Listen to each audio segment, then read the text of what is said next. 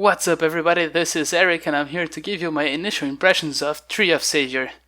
Tree of Savior is an MMORPG by imcgame and was released in May 10th, 2016 on Steam. It's meant to be a spiritual successor to Ragnarök Online, which was released way back in 2002 by Gravity Corporation. I've played a great deal of Ragnarök when I was younger, played for a few years, and I really liked the game, so I was really looking forward to the so-called spiritual successor. So far I've put about 4 hours into this game to try and get a basic understanding of it, and I think that between playing and researching online, I have a solid opinion of the game.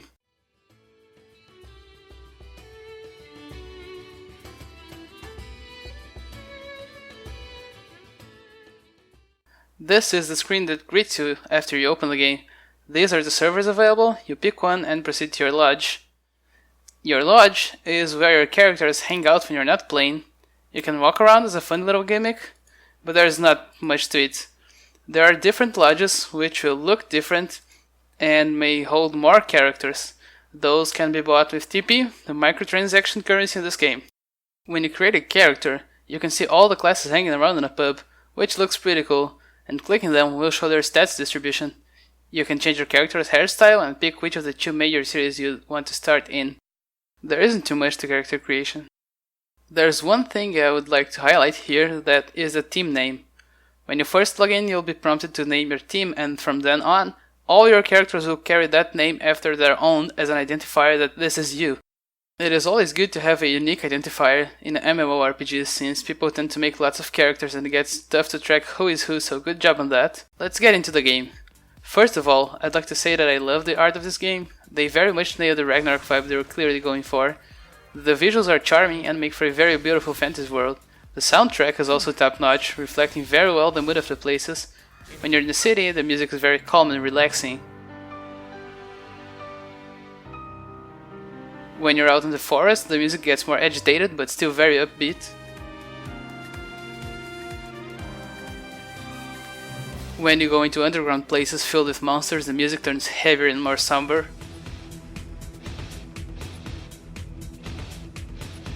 As I said before, they really nailed the Ragnarök vibe in this game. Now, this is an MMORPG and as expected, there are classes and a leveling system.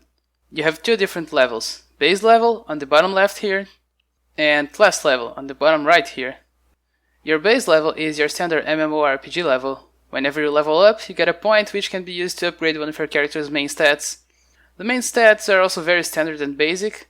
You have strength, constitution, intelligence, spirit, and dexterity. I am not gonna get into any details here, they are all explained when you mouse over them. There are also quite a few secondary stats, of which two are very interesting: AoE attack and weight limit.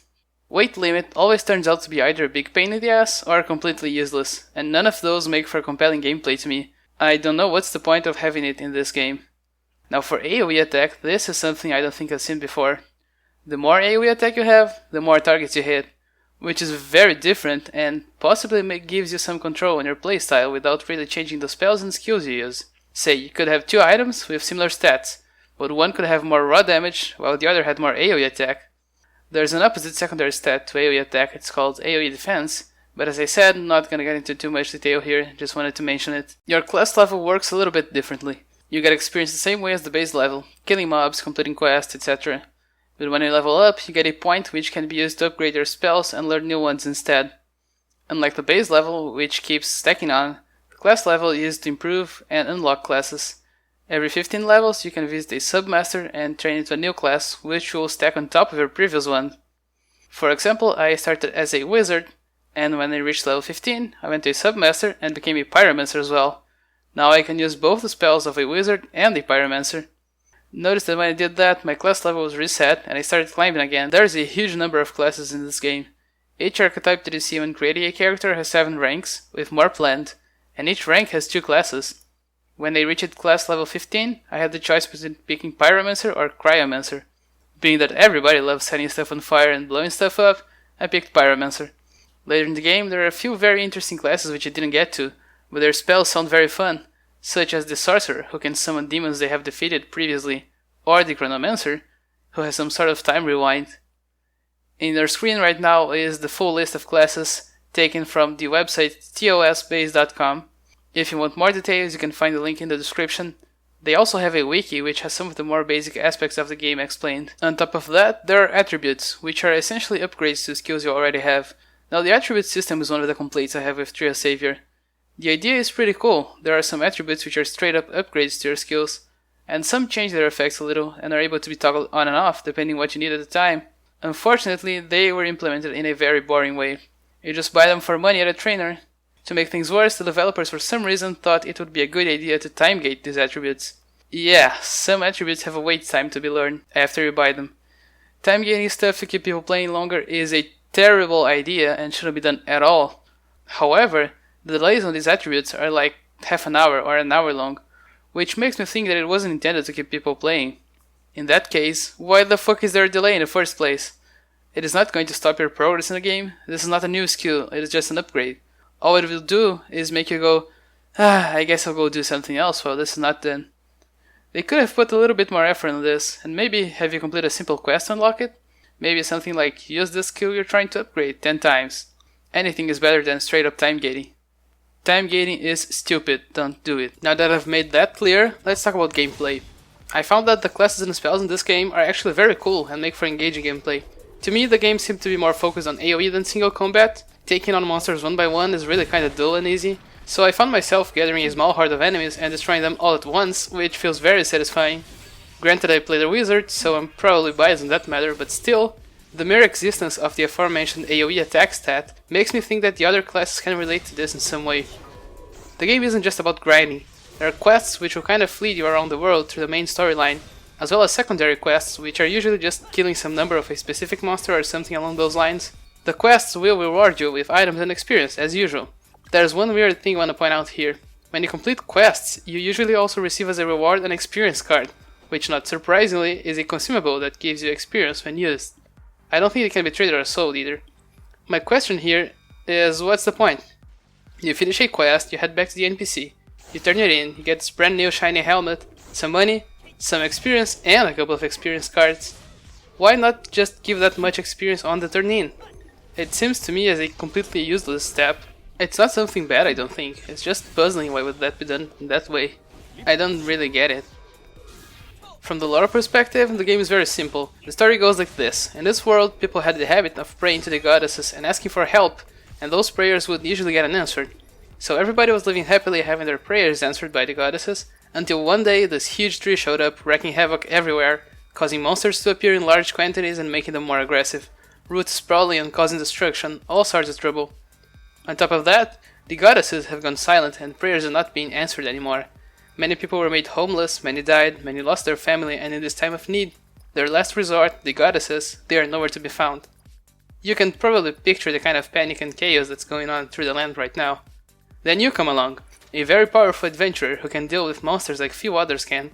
You are looking for this one person, I'm not sure why, and in this mission you are going towards the city in hopes of finding some clue. On your way you come across many people needing help, and being the good-hearted adventurer you are, give them a little help in exchange of some sweet loot and experience. When you get to the city you find some directions on where your target could be and you go right after them. That's as far as I got. It's not a bad plot, it's just that I don't really feel like this game needs a strong driving plot in the first place. Maybe I'm just remembering Ragnarök too much. To me, the story does its job just fine. This is obviously not Warcraft level lore with over 30 novels published, but it doesn't need to be. It's there to give some purpose to the quests, otherwise the game just turns into a grind up to max level, very much like Ragnarök was, and that's actually fine as long as the gameplay feels good, and it does here. Now let's get into the boring technical part. This is where the game starts to fall short.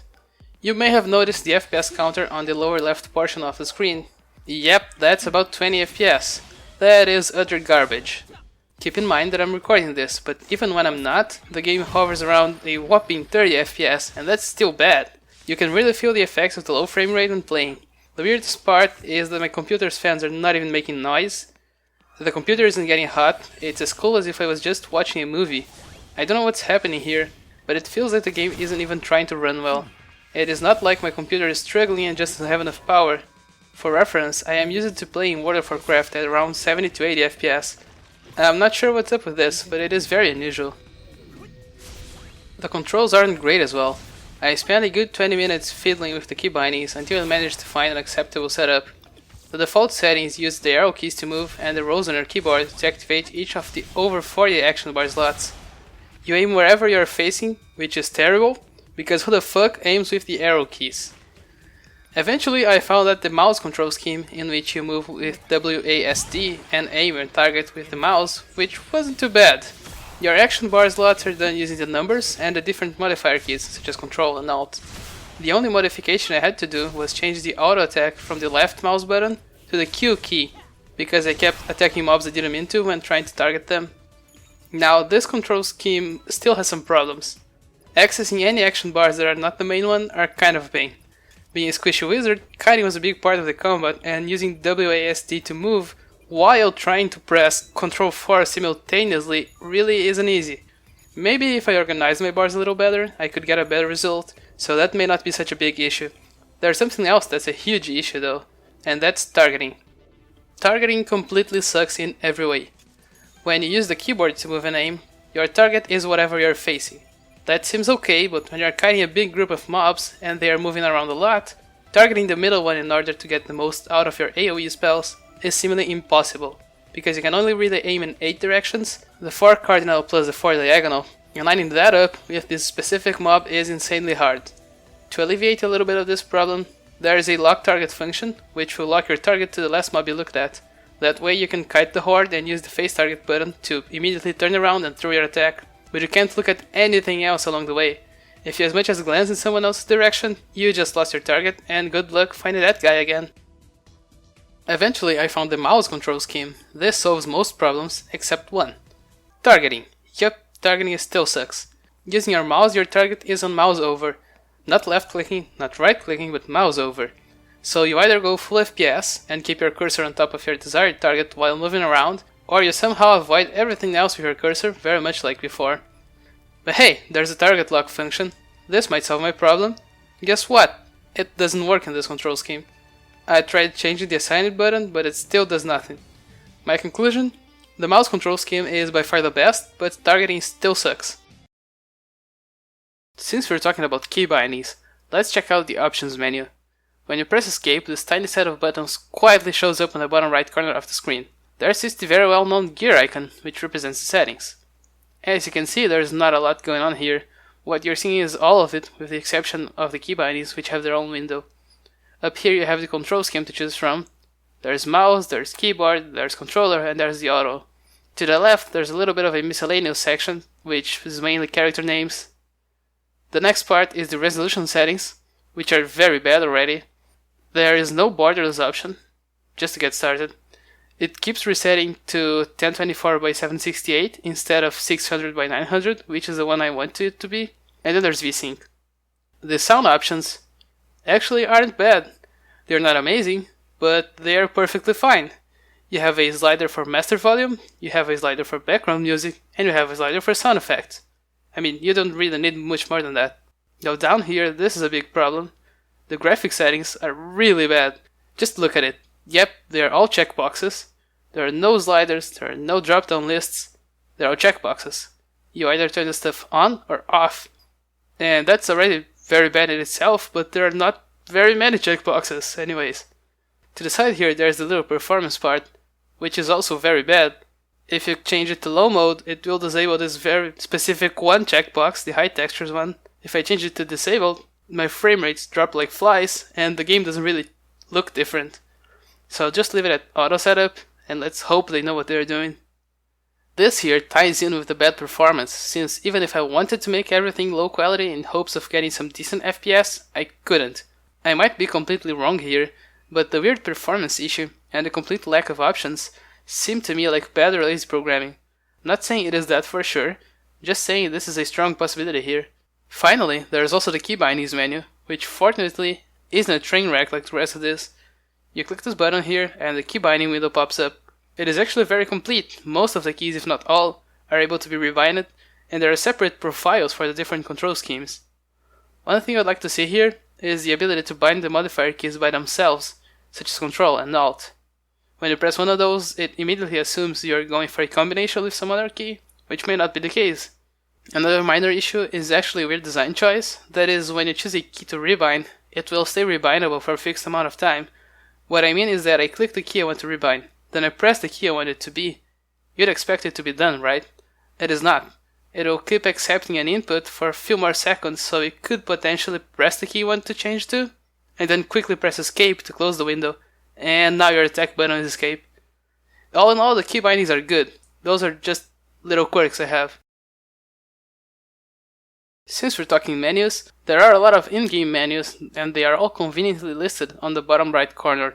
I'll try to quickly go through all of them. There are actually some interesting ones, besides the expected ones. All the menus are bound from F1 through F11 for ease of access. I'll go through them in order from left to right. The first one is the character information menu. Here are displayed your stats, your achievements, and character customizations, such as hairstyle, your title, and your greeting. The second one is the inventory menu. This is where you manage your items and where your money is displayed. The third one is the classes and skills menu. This is where you can manage your skills and attributes. The fourth one is the adventure journal. And this is one of the interesting ones I mentioned. It shows just about everything you've killed, picked up, seen, pretty much anything in the game you've come across, and gives you a score as well as a completion percentage. This is really cool. I know it is not really useful, but the collector in me really likes this little feature here. Whenever you don't feel like doing any progress in the game, but you still want to play, this is something you could look at. Just come here and go hunting after stuff you don't have. The fifth menu is the quests menu, and it's pretty self-explanatory. It displays your current and abandoned quests. The sixth one is the party menu. It lets you create parties as well as check public parties near you which you may want to join. The seventh one is the friends menu, and it is also pretty obvious. It lets you manage your friends list. The eighth one is the macro menu, and this name is very misleading. I expected this to be some sort of skill macro management in order to make combos of some sort. Wrong. It is actually just emote and chat macros like this ones.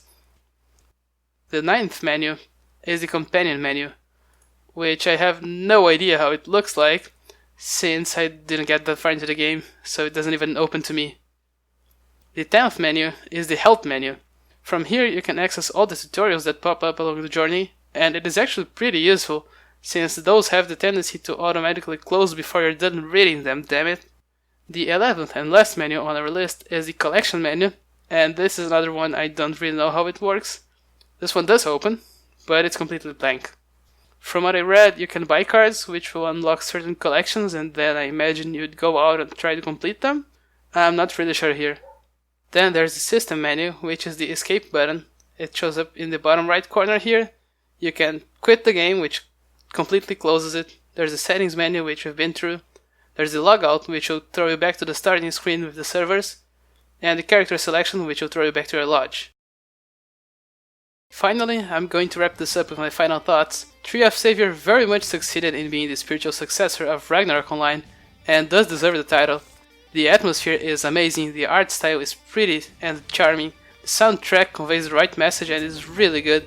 I still listen to music from Ragnarök Online from time to time, by the way. The gameplay is fun, the spells, at least as a wizard, feel very powerful, and it is very satisfying to group up a bunch of enemies, turn around and cast Earthquake. Makes a big noise, screen shake, stuff flies everywhere, the enemies are sent flying, it's great. Classes all look cool and interesting, and I think that's one of the strongest points in this game. Apparently the endgame isn't so good though, a problem Ragnarök Online also had in my opinion. Either way, there are people level 600 or something, so there should be enough things to do, even with the adventure journal and achievements.